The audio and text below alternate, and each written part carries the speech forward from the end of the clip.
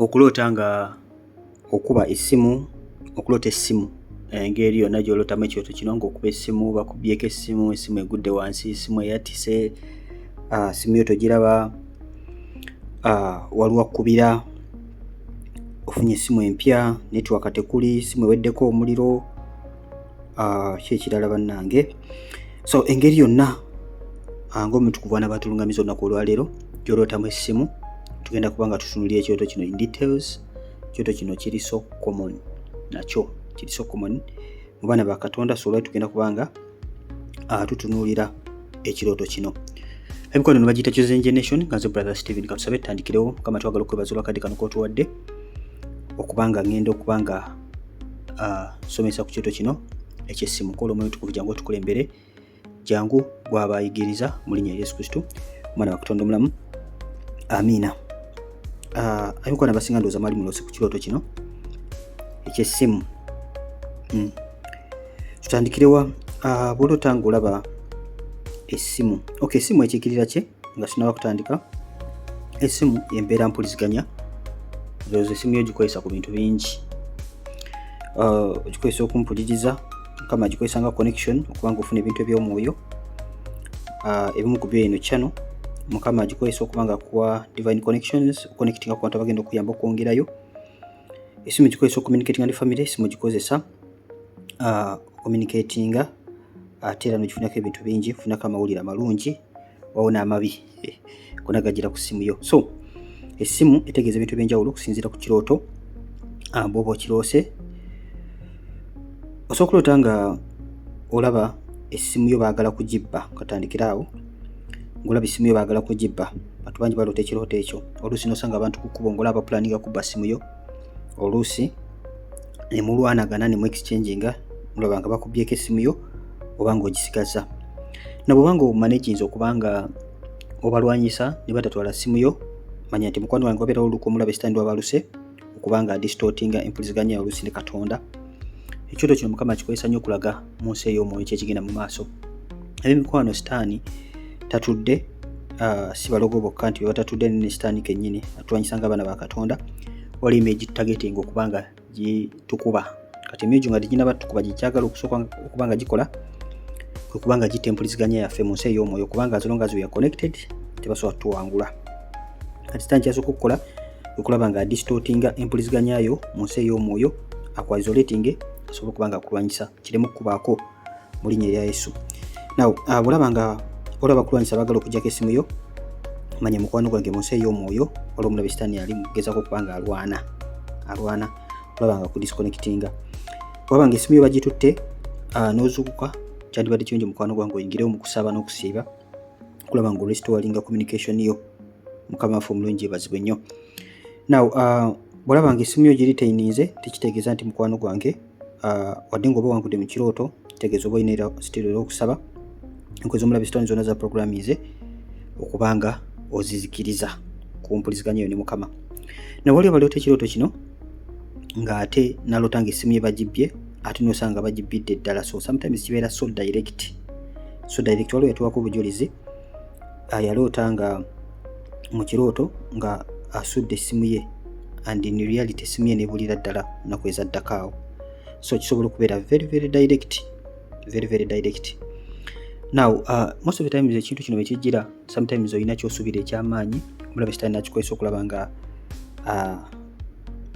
azikiriza ekyo Mukama kyabadde agenda okuba nga akola mu bulamu bwo. Yesu omulungi yeebazibwe nnyo, kubanga waliwo ebintu ebibeera ku ssimu nga bwe beegenze tosobola kumala gabifuna. Oluusi nga contacts, oluusi nga emails, oluusi message enkadde n'ebirala bitereka ku masimu gaffe nga oyinza obutasobola kuba nga obifuna singa essimu eba ng'ekoze ekye ng'egenze. So osobola okuloota ng'olaba essimu tekuli netiwaka, nga onoonya netiwaka tokola kye togiraba. Kyekimu mukwano gwange kino nakyo omulabe sitaani aba agezaako okulaba nga distorting empuliziganya yo ne Katonda. Ng'olaba netiwaka tekuli, kitegeeza nti essaala zo ze balumbe. Bwe ŋŋamba empuliziganya yo ne Katonda kitegeeza essaala yo mukwano gwange. Essaala yo abamu okugenda mu kusaba n'olaba nga butuufu tobotola, ng'olaba kituufu ekisa kya Katonda tekikyaliwo. Wabeera nga mu maaso ga Mukama ng'osaba, ng'olaba ekisa kibeerawo ne kati osaba, olaba olwana bulwanyi ositwagolinga. Ekintu nga kino mukwano gwange nga netiwaka tekuli, manya mukwano gwange kyandibadde kirungi olumbagane emyoyo gifukira mu bwengula egikwata essaala zo zikulemesa okubanga obotola mu nsi ey'omwoyo. Mukama waffe omulungi baza mukaba tetumegana mubiina musaayi, tulina emyoyo gye tumegana nagyo. Mulina okitegeera nti olutalo lwa ddala sitaani alwanira ddala naye naffe tetugenda kubanga tumuweeza, tugenda kulwana mpaka.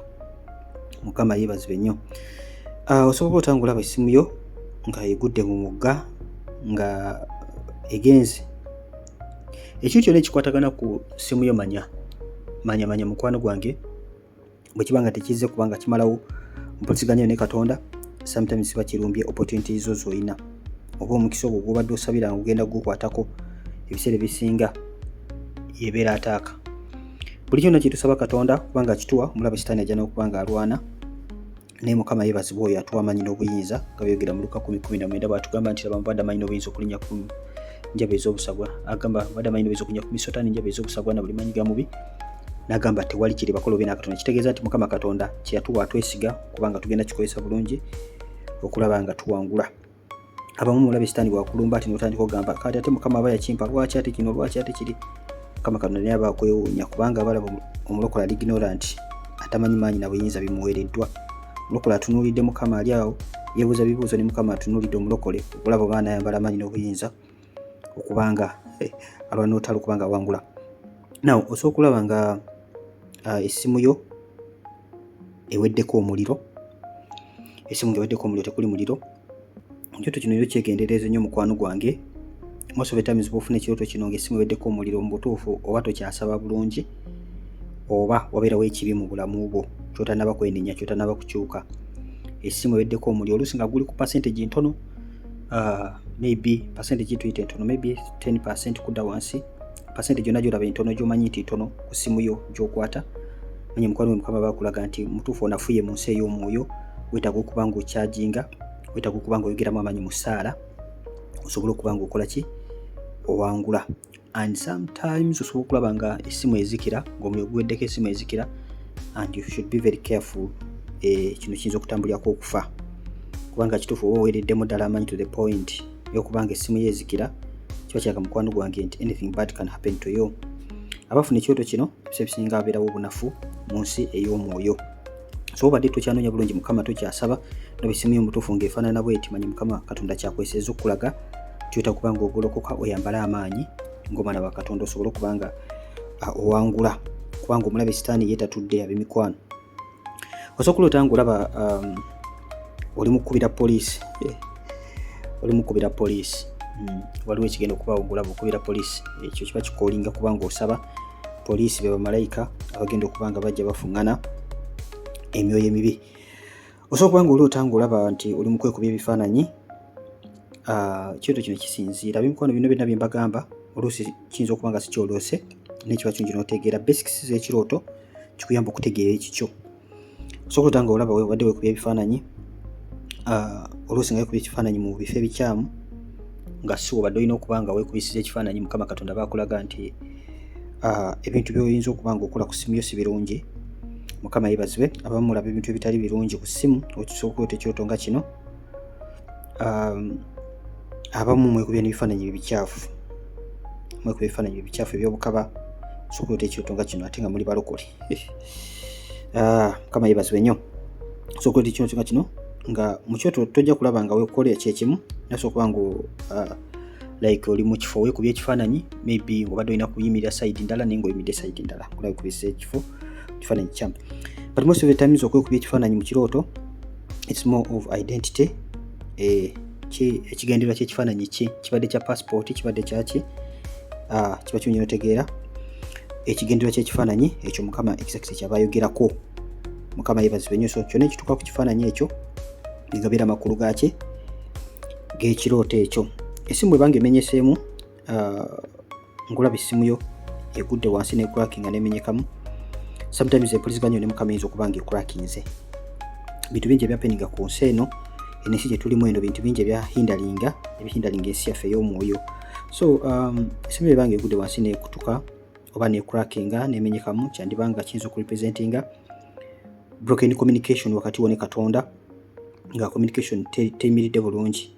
Buli kyonna kyolaba kiri negative kiba kikoolinga kuddayo wansi kusaba kukabirira Katonda message oba togitegedde bulungi omutukuvu tosobola kumunoonya n'atakunnyonnyola n'atakuwa kirooto kirala n'atakubuulira what went wrong. Mukama waffe omulungi yeebazibwe nnyo. Waliwo omuntu omulala yaloota ekirooto nga amisplacinze essimu ye ne eyeglasses ze nga tasobola kubanga alaba ku side ye ya ddyo, n'azuukuka ng'omutwe gumuluma nnyo. Oza mukiruulidde obwali bujulizi. Oli atuwadde ekirooto nga yaloose nga essimu ye agimisplacinze. Misplacing is like noteeka ekintu ewantu naye notajjukira wakitadde, ne eyeglasses ze glasses galubindi zambala ku maaso kubanga alaba nga taziraba mu kirooto, naye ate nga ku side ya ddyo tekola kiteraba. N'azuukuka ng'omutwe gumuluma nnyo. Kuno kwali kulumbibwa naye ng'okusooka yali nga mu nsi ey'omwoyo omulabe Sitaani yasoze n'alumba empuliziganya ne Katonda, ate n'amaaso ge ag'omwoyo n'agakwatako n'agakomako. Era mu kirooto yalaba nga ku side ya ddyo takola kitalaba. Kati eyo gye yatalaba bamuyisa kuli talaba, njogera Baganda bweri. Ati awo yali nga talaba awo ewali ataaka, era yazuuka mu buliwo ng'omutwe gumuluma nnyo. Kiki kye nabagambye nti omulabe Sitaani sometimes Sitaani si fala. Bible emwogerako is very tricky and very wise.